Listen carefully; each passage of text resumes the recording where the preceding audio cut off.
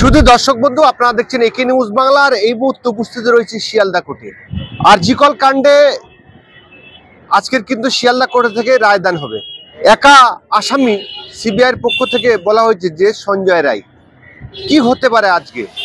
আমরা একদম শিয়ালদা কোর্টের সামনে দাঁড়িয়ে রয়েছি আর কথা বলে নেব সিবিআই তরফ থেকে যিনি আইনজীবী রয়েছে, সিবিআই যে আইনজীবী প্যানেল রয়েছে, সেই আইনজীবী প্যানেল থেকে রয়েছে রাহুল দাস আমাদের সঙ্গে। ওনার সঙ্গে কথা বলে নেওয়ার চেষ্টা করব। আজকের যেটা হবে সেটা অন্তর্বর্তীকালীন রায় দেওয়া হবে এবং সেটার উপর বেস করে এটাতে চ্যালেঞ্জ হতে পারে। তবে এখন পর্যন্ত ইনভেস্টিগেশনের বেসিসে যেটা উঠে এসছে সেটা হচ্ছে সন্দীপ ঘোষ এবং সঞ্জয় রায়। সঞ্জয় রায় এর মধ্যে জড়িত, কিন্তু বাট সন্দীপ ঘোষ যিনি আছেন উনি one of the kingpin, but he is not the ultimate. এর ওপরেও বড় অনেক মাথা আছে এবং সেটা হলেই যে ইন্টারিম রায় দেওয়ার পরেও যে ইন্টারিম জাজমেন্টের পরে ইনভেস্টিগেশনের মতো চলবে ফাইনাল জাজমেন্ট হওয়া পর্যন্ত, এবং ফাইনাল জাজমেন্টের দিকে আমরা তাকিয়ে থাকবো। এবং ইন্টারিম জাজমেন্টে যেটা বলা হচ্ছে যে সন্দীপ ঘোষের, আমাদের তরফ থেকে যেটা বলা হবে যে সন্দীপ ঘোষের ultimate punishment, but ultimate punishment হলেই এটা শেষ হয়ে যাওয়ার কথা নয়, এরপরেও ফাইনাল জাজমেন্ট আছে। এবার এটা তো চ্যালেঞ্জ হতে পারে বা চ্যালেঞ্জ করতে পারে, তার উপর বেস করে ইন্টারিম জাজমেন্টের উপর বেস করে চ্যালেঞ্জ হতে পারে, দেখা যাবে কি হয়। ডাক্তাররা সবসময় দাবি করে এসছেন, তারা এখনো দাবি করছেন যে যে কাণ্ডটা ঘটিয়েছে, যেটা কাণ্ডটা ঘটেছে সেই কাণ্ডটা কিন্তু সঞ্জয় রায়ের একার পক্ষে ঘটানো সম্ভবপর নয়। সিবিআই এখনো পর্যন্ত সঞ্জয় রায় ছাড়া আদার্স কাউকে এখনো পর্যন্ত সেরকমই ভাবে দোষী সাব্যস্ত করতে পারেনি। সামনে কি হতে চলেছে দেখুন, এটা তো তদন্তের সাপেক্ষে আমি সবটা বলতে পারছি না, এটা একটা কনফিডেন্সিয়াল ম্যাটার।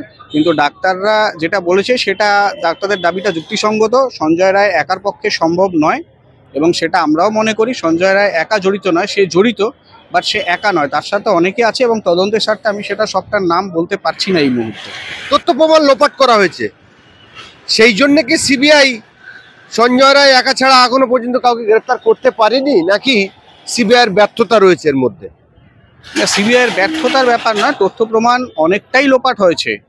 মানে যে এভিডেন্স আছে এটা এত পরিমাণে ট্যাম্পারিং হয়েছে, যেটা সিবিআইয়ের মানে বের করতে সেটা কালঘাম বেরিয়ে গেছে, প্রায় অনেকটাই কালঘাম বেরিয়ে গেছে। এবং এখনো পর্যন্ত মানে সাফিসিয়েন্ট এভিডেন্স পাওয়া যাচ্ছে না।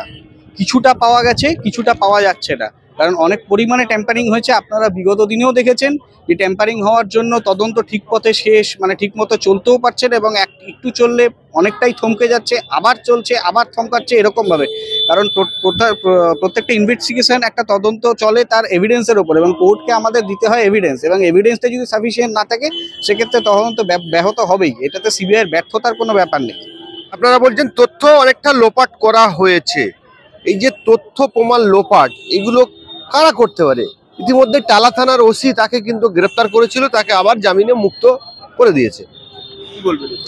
সে তো ইন্টারিম জাজ, সে তো ইন্টারিম বেলে আছে, সে মানে অ্যান্টি বেলে তো নেই, সে ইন্টারিম বেলে আছে। এবং তথ্য প্রমাণ লোপাটের মধ্যে একজন বড় সদস্য ছিলেন যিনি টালা থানার লোকাল পিএস এর ওসি, এবং তার মানে অঙ্গুলি হিলনেই হয়েছে, কিন্তু তাকে যে চালনা করেছে সেটাই বড় মাথার খোঁজ চলছে, এবং বড় মাথার নাম ইতিমধ্যে আমাদের সামনে এসেছে, বাট আমরা তদন্তের স্বার্থে সেটা বলতে পারছি না এই মুহূর্তে। বড় মাথা তো অবশ্যই আমাদের হাতে আছে, কিন্তু সেখানে কোনো তদন্তের স্বার্থে সেই নাম আমরা বলতে পারছি না। বড় মাথা আছে জড়িত এবং বড় মাথার নাম এসছে, তদন্তের স্বার্থে কিন্তু বলতে পারছেন না।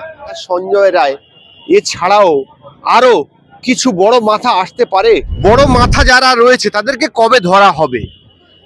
এখন দেখুন, প্রত্যেকটা বড় মাথার ওপর প্রত্যেকটা বড় মাথাকে ফট করে ধরতে গেলে সেখানে অনেক রকম ফোনাফুনির ব্যাপার হয়ে যায়। সেখানে আমরা দেখছি যতটা সেই জায়গা থেকে, কারণ আমাদের কাছে ওই যে আবার প্রথমেই বলছি যে এভিডেন্স প্রচণ্ড পরিমাণে ট্যাম্পারিং করা হয়েছে, এবং এভিডেন্স ট্যাম্পারিংয়ের বেসিসে আমরা বড় মাথা ধরলাম, এবং সেখানে সেই ফাঁক বলে বেরিয়ে যাবে সেটা যাতে না হয়, আমরা কোর্টের কাছে যে সমস্ত এভিডেন্স এসছে তার ভিত্তিতে আমরা কোর্টে প্লেস করব, কোর্টে এক্সিকিউট করব, এবং তার উপর কোর্টে আমরা যে দাবি জানাবো এবং মহামান্য বিচারপতি যা রায় দেবে সেই রায়ের ওপর বেস করে আমরা আমাদের আগামী দিনের তদন্ত বা এবং এই শাস্তি প্রদান চলবে, অসুবিধা নেই। যে কোনো অপরাধ ঘটলে আমরা বলছি না যে সরকার বা প্রশাসন সেগুলোর ইন্ধন যোগাচ্ছে বা তারাই করতে বলছে না, এমনটা কিন্তু নয়, কিন্তু ঘটে যাচ্ছে। কোনো কিছু ঘটলে সরকার বা প্রশাসনের সঠিক তদন্ত করে যারা অপরাধী তাদের শাস্তি দেওয়াই হলো প্রশাসনের কাজ। সেই জায়গায় যদি প্রশাসন তারা যদি এভিডেন্স ট্যাম্পার করে, তথ্য প্রমাণ লুট করে, এটা মদত করার ব্যাপার নয়, ব্যাপারটা হচ্ছে আমরাও মানে প্রশাসনে যারা বসে আছেন তাদেরও অবস্থাটা বুঝি, কারণ তাদেরও চাকরি করতে হবে এবং আমরাও বুঝতে পারি নেতা মন্ত্রীদের বিভিন্ন ফোন এসে যায়, তারাও অনেক রকম চাপে থাকে। তবে এখানে যে নেতা মন্ত্রীরা জড়িত তাদের নাম আমরা তদন্তের স্বার্থেই বলতে পারছি না, কিন্তু বলছেন আপনি নেতা মন্ত্রী আছে এর মধ্যে। আচ্ছা, আমি নাম বলতে পারছি না এই মুহূর্তে, কিছু আমাদেরও তো কিছু কনফিডেন্সিয়াল ম্যাটার থাকে, তো সেই মুহূর্তে এই মুহূর্তে নাম বলা যাবে না, কিন্তু নেতামন্ত্রী এর মধ্যে জড়িত আছে। এবং এই শুধুমাত্র এটা তো খুন নয়, এটা একটা বড় র্যাকেট ফাঁস হচ্ছিল, যিনি অভয়া, ওনার কাছে কিছু এভিডেন্স ছিল এবং সেটা প্রতিবাদ করাতে অভয়াকে খুন হতে হয়, সোজা কথা। এবং সেই জায়গা দাঁড়িয়ে রেপ এবং খুন এই দুটো একটা মানে আলটিমেট জায়গায় তাকে পৌঁছে দেওয়া হয়, কিন্তু তার হাতে অনেক কিছু এভিডেন্স ছিল এবং সেটা প্রতিবাদ করার জন্য তাকে আজকের এই পরিণতির শিকার হতে হয়।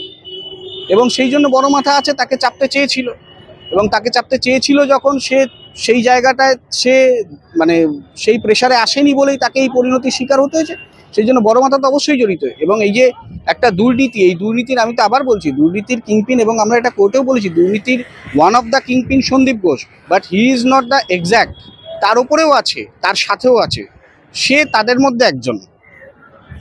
মুখ্যমন্ত্রী মমতা ব্যানার্জি বলেছিলেন যে আমাকে বেশ কয়েকটা দিন সময় দেওয়া হোক, আমি এটার এই মামলাটা নিষ্পত্তি করা হবে যে আরজিকর কাণ্ড ঘটেছিল। কিন্তু আন্দোলনরত ডাক্তাররা তারা কিন্তু হাইকোর্টে গিয়েছে, হাইকোর্ট নির্দেশ দিয়েছে, সিবিআই তদন্ত করেছেন। ইতিমধ্যেই আপনারা দেখেছেন যে কুলতলিতে একজন নাবালিকাকে ধর্ষণ এবং খুন করা হয়েছিল। ৬২ দিনের মধ্যে বারাইপুর কোর্ট কিন্তু তাদেরকে সেই আসামিকে ফাঁসির সাজা দিয়েছেন। আর সিবিআই আজ ৫ মাস হয়ে গেলে ও আরজিকরের কাণ্ডে আজকে সাজা ঘোষণা হবে, আজও কি হবে কি না জানা যাচ্ছে না। তাহলে সিবিআই ব্যর্থ তো? একদমই না, কারণ বারুইপুরের সাথে এটা মেলালে তো দুটো আলাদা। বারুইপুরেরটাতে কোনো কনস্পিরেসির শিকার হতে হয়নি, এখানে যিনি অভয়া এক্সপায়ার করেছেন বা যাকে মারা হয়েছে সেখানে তাকে কনস্পিরেসির শিকার হতে হয়েছে। আর বারুইপুরটা ওপেন অ্যান্ড শাট কেস ছিল, তাকে রেপ করেছে, তাকে মেরেছে, তাকে ডিসিশন দিয়ে দিয়েছে, আলটিমেট ডিসিশন বা ইন্টারিম অর্ডার হোয়াট এভার, সেটা বারুইপুর কোর্ট থেকে দেওয়া হয়েছে, ডিস্ট্রিক্ট কোর্ট থেকে। বাট এটার সাথে এটা রিলেটেড নয়, কোনো ক্ষেত্রে রিলেটেড নয়, কারণ এটার একটা ব্যাপার, এটা কনস্পিরেসি চলেছে, যেটা ড্রাগ র্যাকেট, যেটা আপনার ওখানে আমরা ইনভেস্টিগেশনের ক্ষেত্রে পরে আমরা বিগত দিনও আপনারাও দেখেছেন যে ওখানে পর্ন শ্যুট করা হতো এবং সেই সমস্ত র্যাকেট সেগুলো বাজারে ছাড়া হতো, এগুলো বিভিন্ন ক্ষেত্রে যেগুলো মিডিয়াতে অলরেডি ডিসক্লোজড।